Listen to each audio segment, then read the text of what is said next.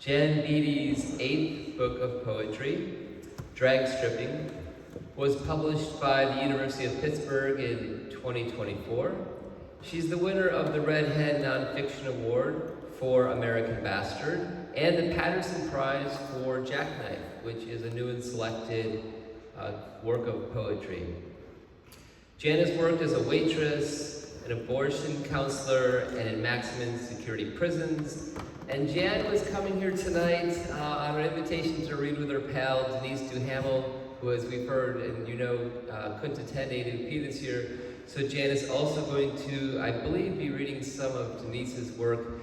Please welcome Jan Beatty.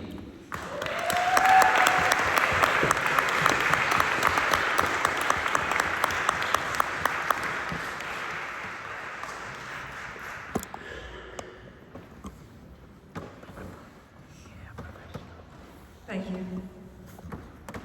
Thanks, Stefan, and thanks everyone who's reading. I was coming with Denise, and Stefan said I could still read, which was very nice of you. And we missed Denise.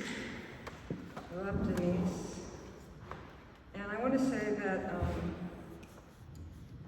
I want to stay on the mic. Whoop.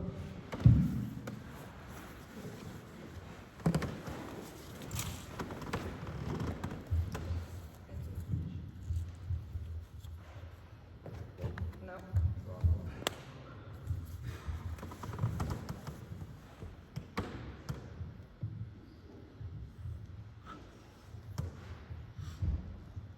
Can you just stand there and hold it? I could do that.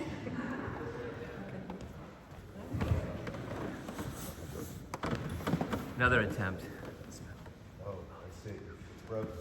It's broken? Well, there should be a doodad there or something. I think it's. That's pausing now. Just maybe. Is that gonna be? No. Yeah. It's missing a little piece. I think that's good. Okay. Sorry. So, okay. We missed Denise, and I just want to read a few poems from her new book. This is it, Pink Lady. It's out there, and it's an amazing book. And I'm just going to read. This very short quote from Beth Ann Fennelly. Only Denise Duhamel could have written these poems. Pink Lady takes a common but often overlooked subject, decline of an elderly parent, and finds it in all the meat of the human heart. And, all of this book is sort of a love poem to Denise's mother, and it's with very tender and beautiful poems, and I think you should buy it. I'll just read a couple of these.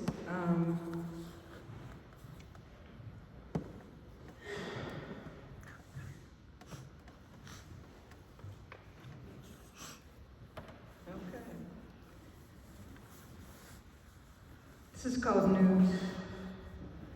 When I visited her, I'd ask how she was, and at first she'd try to be cheerful,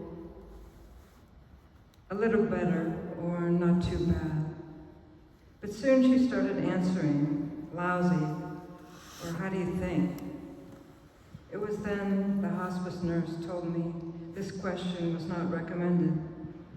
Too much stress for my mother to answer in a jovial way.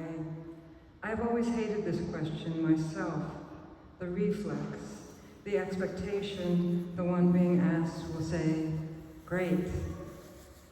At the wake, I forgave every person who asked how I was doing. How could they have known? The hospice nurse said, it's best to just listen or bring news of the outside world.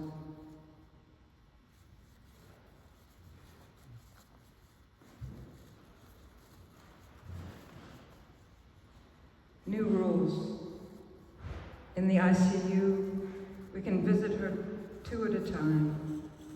On June 18th, my sister brushed my mother's teeth and held a pink basin to her chin to spit. On June 30th, my mother told me her bangs scraped her forehead. I took bobby pins from my hair to pin hers back. On July 2nd, my mom puckered up, so I slipped off my mask and kissed her right on the lips.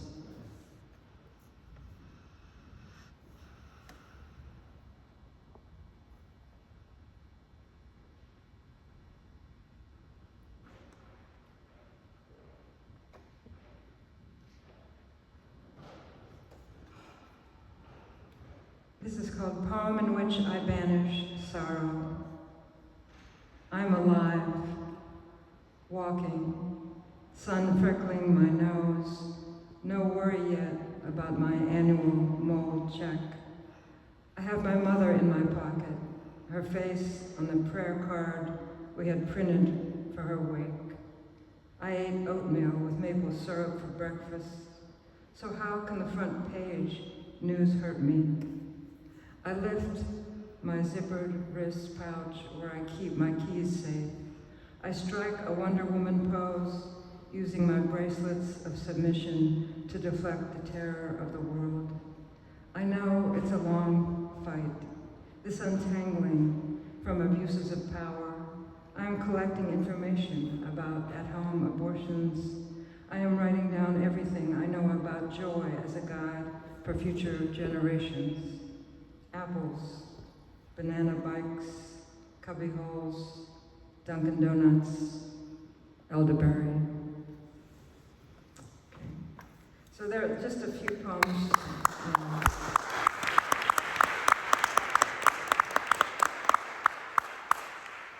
Just a few poems from Denise, and you know, I love Denise. I have great admiration for Denise, and you know, I can't imagine in any lifetime writing all those poems about a mother, my mother, so I'm just like, wow. I mean, it's just a beautiful thing. So I'm telling you to buy the book, okay? I'm going to read a couple poems from my book, Dragstripping. Let's see.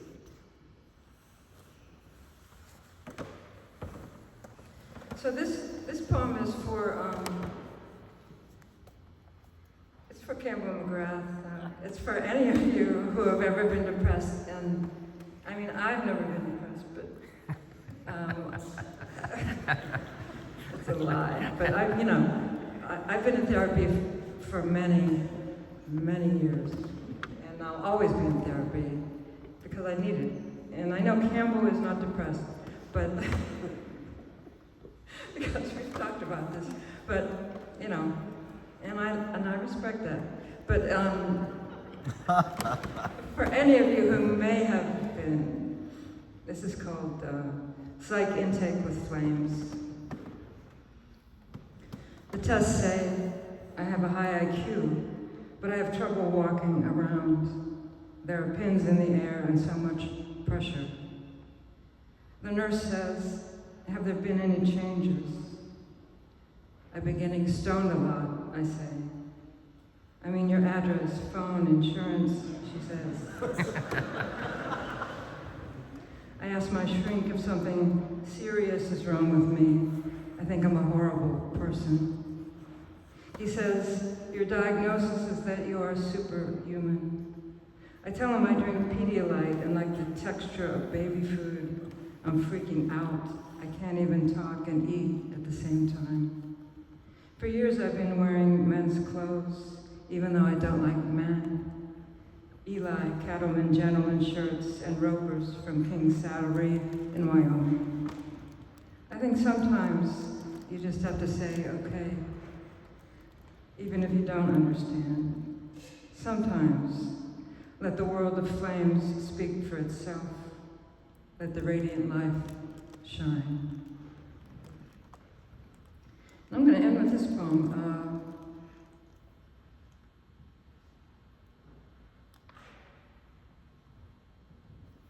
So this is a poem for, I have a lot of music in my book, and this is a poem for Howlin' Wolf. I don't know Howlin' Wolf, but I love Howlin' Wolf. And this is called Spoonful, and I'm sure you know that song by Howlin' Wolf. And you know, the song was written by Willie Dixon, and I always thought it was about drugs. And Willie Dixon said Spoonful was about sex. And anyone who thought it was about drugs or about dope has a drug problem.